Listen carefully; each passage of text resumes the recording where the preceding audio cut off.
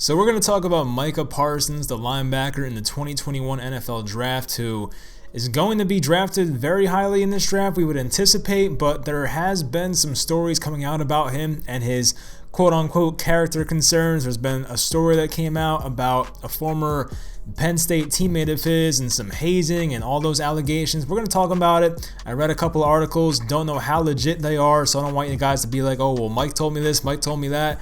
It's like, hey, I'm reading an article and I'm kind of just telling you guys what I saw, what the reports are. Nothing right now is factual. It's kind of just like word of mouth. Who do you want to believe? So you either believe the side of James Franklin, the head coach. Do you believe the side of Micah Parsons? Do you believe the side of the player who's reporting these allegations? Now, a lot of this stuff is very messed up, so I'm probably not going to read it all, but still, I feel like it's something that's pretty far-fetched to go out and make up, so I have no idea. We're going to read all the quotes from the articles that I saw, but hopefully you guys enjoy this video.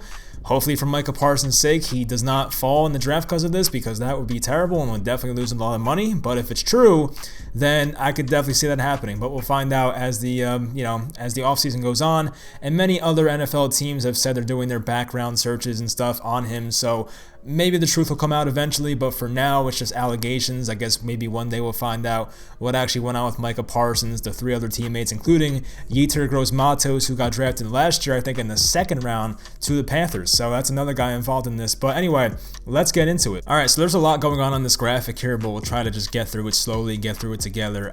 So one of the sources is Fox 56. I guess it's like a local Fox station or something for Pennsylvania, and then a couple ESPN quotes in here as well.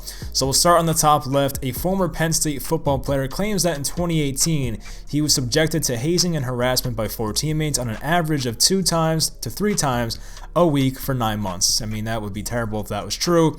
Unlike the earlier complaints, this one details Humphrey's accusations against teammates Micah Parsons, Yetur Gross-Matos, Jesse Lukita, I don't know who that is, and Barber. Only Barber is a defendant in the case.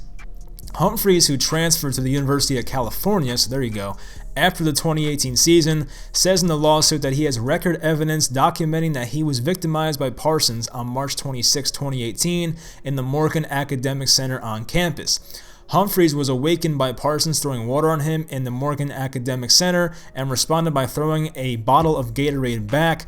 Parsons then punched Humphreys in the face with a closed fist. I guess that's closed. I don't know why it says there's no D, but anyway, grabbed hold of his neck and began choking him, then filing the claim. So yeah, if that was true, it's definitely some type of bullying. I feel like that's not normal. So let's get over here now under where it says Humphreys' name. Humphreys has said in court filings that the reason he transferred was that he was unable to defend himself against the harassment and hazing by certain players and unwilling to withstand the inaction and retaliation of the coaching staff. So I guess the coaching staff was more on the side of the Micah Parsons, Yetur Gross-Matos, rather than Isaiah Humphreys here. The lawsuit claims that the assistant coach, Terry Smith, after being told about the hazing and threats from Lukita, responded by telling Humphreys he needed to stop acting like he was affluent, refined, and sophisticated. That's interesting. That's a very interesting way to put it. Let's go to the right side here, the ESPN one.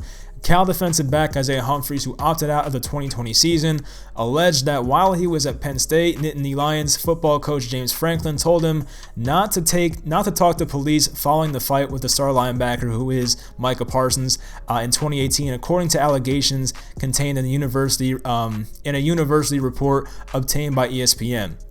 So here's part of the report here.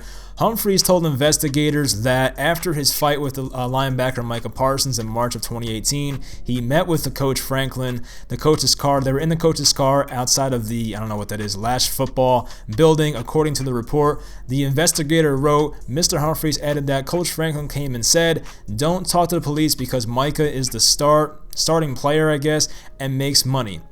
So if he gets in trouble, he's gone, meaning Mr. Humphreys would be gone as well.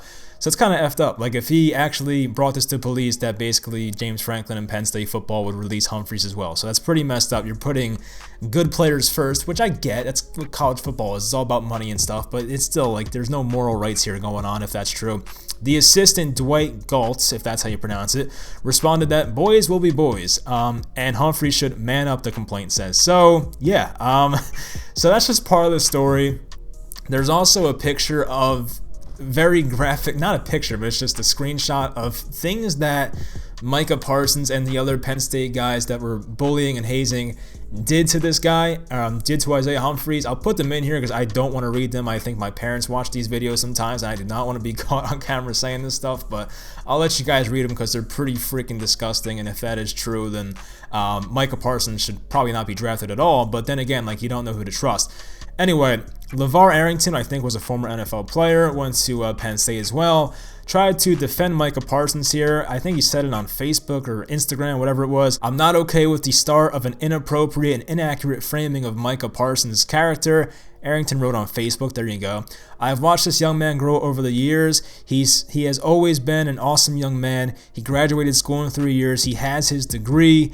He leaned on me to learn the ins and outs of how to study and approach the game of football. More importantly, he has asked me how to be a better human. I trust him by mentoring my son. I'd never allow a poor character dude around my family. That makes sense. I had people attack my character when I was entering the draft, and I had no advocates out there dispelling the horrible rumors about my character. Micah watches my home, and I learn a ton from him.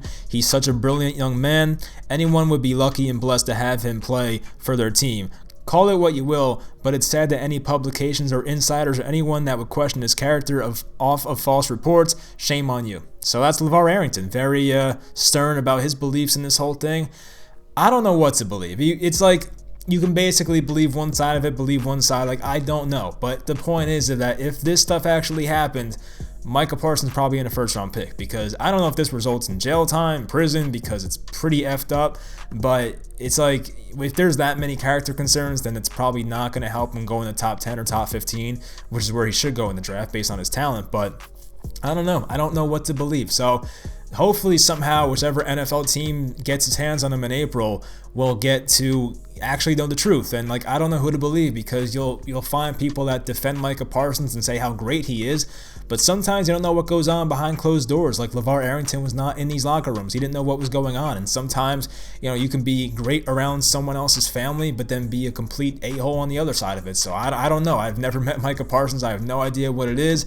As my favorite artist J. Cole says in one of his songs, I forget what song it was now, but I think it was Kevin's Heart. What's done in the dark will always find a way to shine. I done did so much that when you see, you might go blind. So he might make some of these NFL GMs blind when they find out what happened with Micah Parsons, if the truth comes out. But if nothing happened, then you know what, maybe a team gets an insane discount, kind of like the Dolphins did with Laramie Tunsil. So I mean, that's definitely possible here as well. But I think at least now it came out before the draft, not like Tunsil's case when it came out the night of the draft. So at least teams will have some lead up and have a chance to actually scout this kid and see what Micah Parsons is all about. But it's interesting stuff. I mean, yeah, if you read those reports and read the other screenshot I put in there, very messed up stuff. So hopefully it's not true, because that would be very scarring for Isaiah Humphries. And if he's making it up, then shame on him. But once again, it'd be hard to believe someone's making up all that stuff. So once again, I don't know who to believe. I guess it's up for your own interpretation. I don't want to sway people one way or another, but it's just a very weird situation, and hopefully none of that actually happened. But anyway, leave in the comments if you enjoyed. Leave a like if you did. I guess I'll talk to you guys. I'm going to make a video soon for NFL teams with the brightest futures. So if you want to go ahead and tune into that, that'll be out hopefully tomorrow or the next day. But I'll get on that soon. But hopefully you guys enjoyed this video, and I'll talk to you next time.